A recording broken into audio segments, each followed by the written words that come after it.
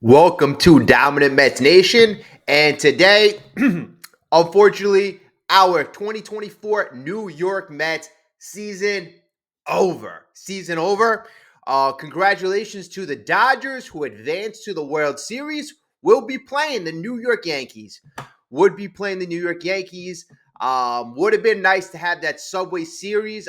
I think personally we are better than the Yankees. I think the Dodgers, they were the best team left. Then us, then the Yankees, and the Guardians, they were already knocked out. But you know what? Top three finish was a lot better than most everyone thought. Most everyone thought. And you know what, folks? I gotta say this, and I gotta say this right now. We went a lot further than probably I would say 90% of even Met fans, we knew we were good enough to be a playoff team, but I don't think anybody thought we would compete for a legitimate World Series this year.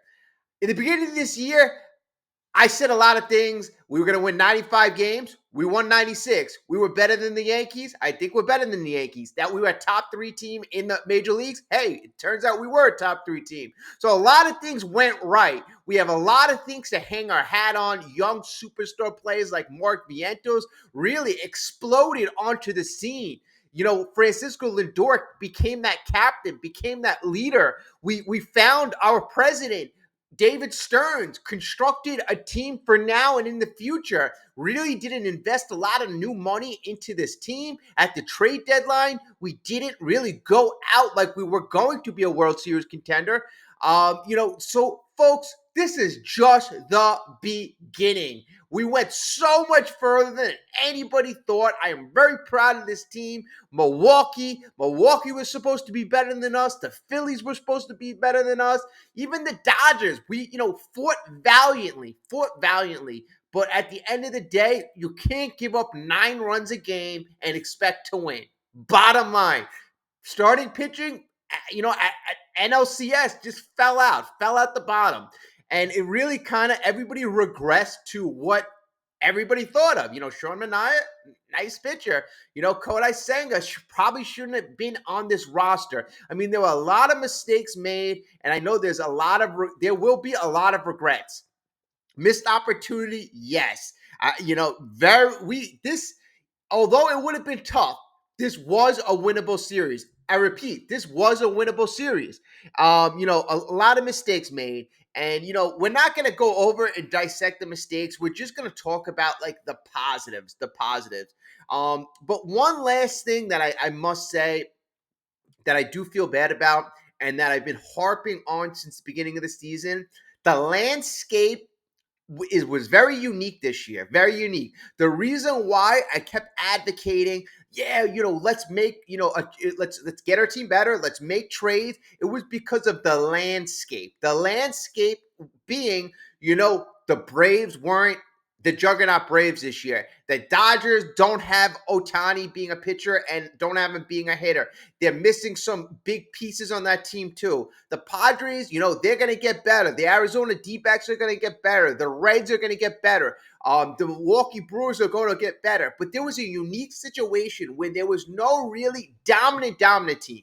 Yes, the Dodgers spent $1.4 billion in the offseason, and you could say they were the dominant team, but they had holes. Two games, they had bullpen games. Game 2, Game 6. I mean, they had holes. If we were somehow able to throw out better quality pitchers, this could have been a whole different series. I had a friend say, or you read this a lot online. What happened to that 2-1, big pitching matchup in the playoffs? That was non-existent. There were no games where we were able to shut down the lineup at all. And yes, they have good hitters there, but the Dodgers weren't averaging 9 runs a game going into the NLCS. They just weren't. They hit, their offense was a lot more dynamic because of our lack of pitching quality and depth. And that is where I kind of go back to David Stearns. And David Stearns, I question a couple ways. Number one, you got to give him credit because this team really overperformed. And, throughout the whole year, he always says this team was going to make the playoffs. So he had belief in this team. But I do believe this team was even better than David Stearns ever envisioned.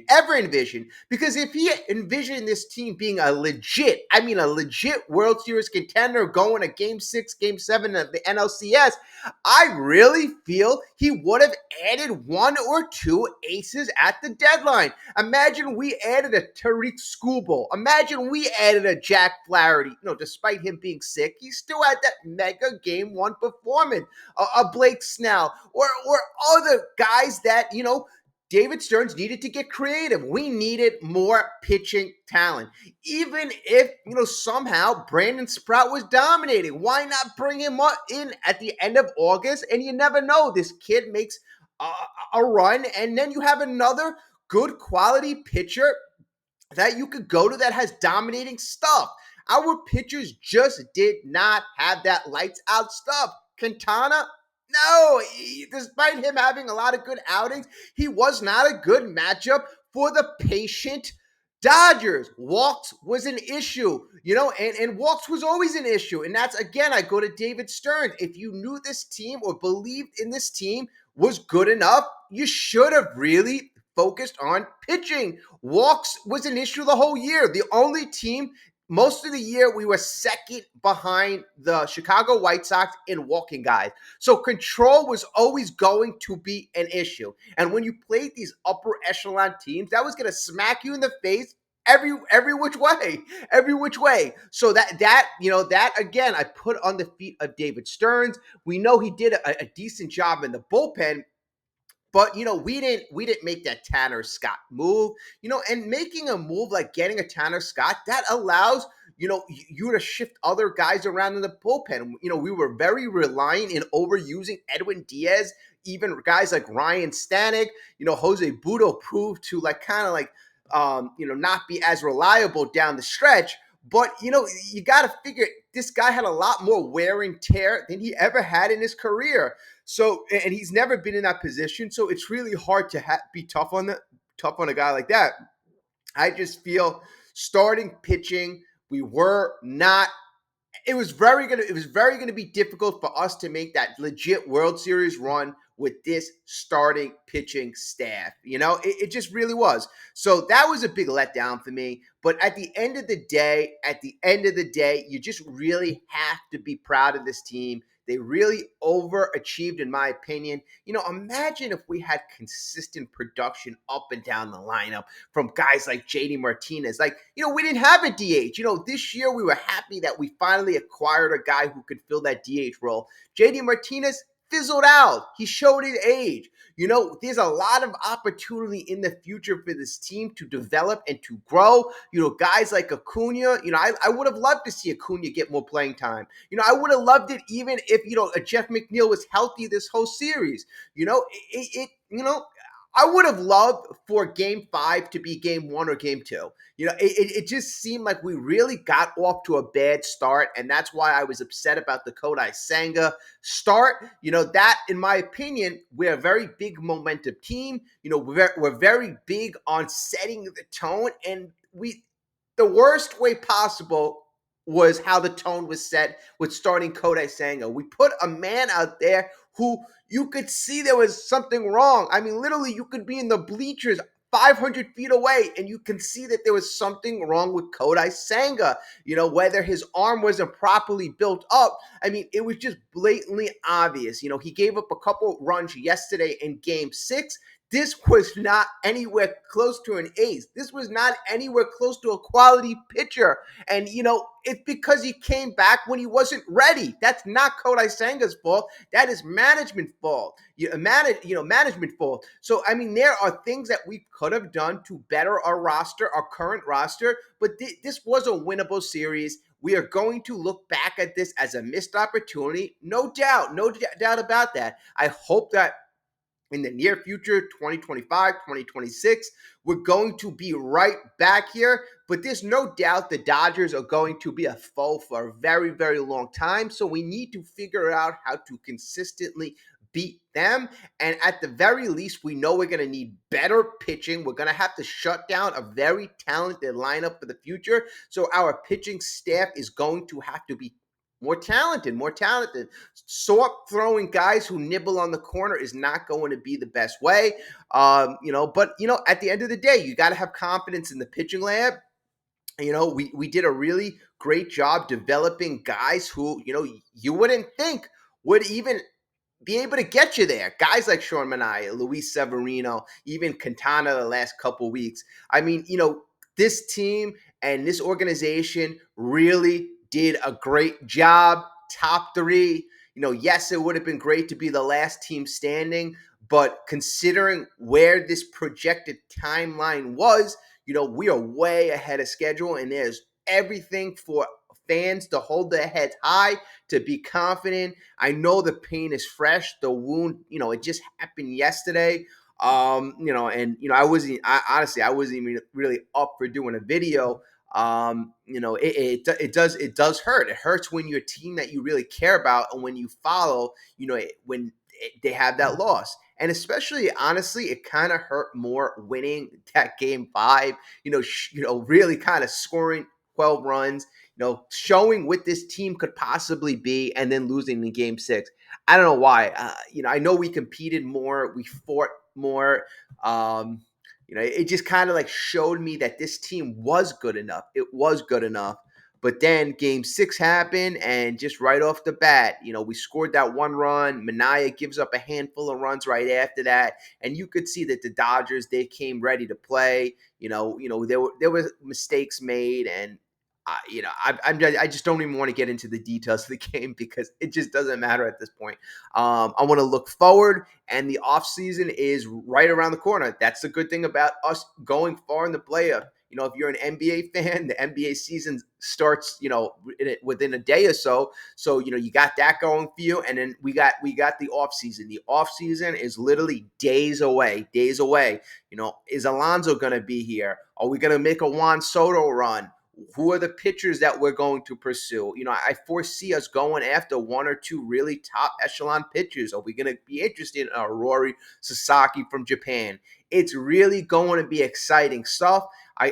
This team is going to continue to get better. I said it with David Stearns. One of the many videos I predicted correctly is that David Stearns, the beginning of the year, it wasn't going to be anywhere close to a finished product. You would continue to see David Stearns reiterate this team. Any player, doesn't matter if he invested in the player. If the player were not working out, you see so many players were recycled in the bullpen. I mean, you give David Stearns all the credit in the world, rebuilding that bullpen, it looked so different going into that season. Jorge Lopez, Brooks Raley, Drew Smith, Adam Ottavino. That bullpen was supposed to be completely different. We rebuilt the bullpen several times on the fly, so, a very good job. And at the end of the day, a lot of the credit, you have to give it to Carlos Mendoza. Really, Carlos Mendoza did a phenomenal job keeping this team together and letting this team grow, letting this team be confident in themselves.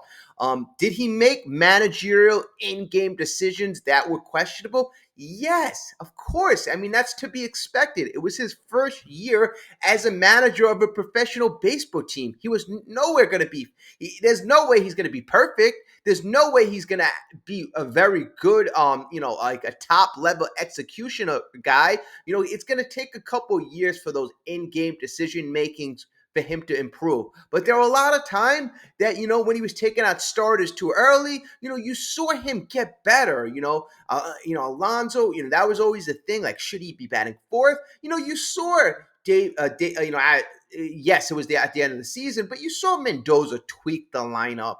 I don't think a guy like Alonso is going to be here. Although you saw in the playoffs, this team was bereft of power. Really, besides Alonso hitting those couple bombs, we didn't have any power. You had Lindor. Yes, you had Lindor and Vientos, but there really was not much power throughout the middle of the lineup. That was very quite evident. So those would be like the two things that I would say are an opportunity. And that's where I kind of think, okay, I don't think Alonso would be here only because I think the contract demands would be way more than what a guy like David Stearns values him. But if you think of what this team does need power, and this team does need starting pitching, quality starting pitching. Probably one or two more good bullpen arms. I would say two or three more bullpen arms. So, other than that, we do have good pieces in play. We do have a lot of starting pitchers in the minors that I expect to see next year. I expect to see a Sprout. I expect to see other guys come up, throughout the year, like a Blade Tidwell, a Mike Vassell. I want to see what these guys do, at the big leagues. Dom Hamill. I want to see what they are. So, it is exciting. Obviously we did lose, so it's going to be the Dodgers, it's going to be the Yankees, but I would say, lock in, Mets fans, lock in. A lot of things to be excited about. Stay tuned. If you're not, a member, like, subscribe. Subscribe to the channel. What do you got to lose? Thank you so much. I really appreciate it. I want to say also thank you for another great year. I believe this was like I started the channel 2.5 years ago, so this was probably our second full season.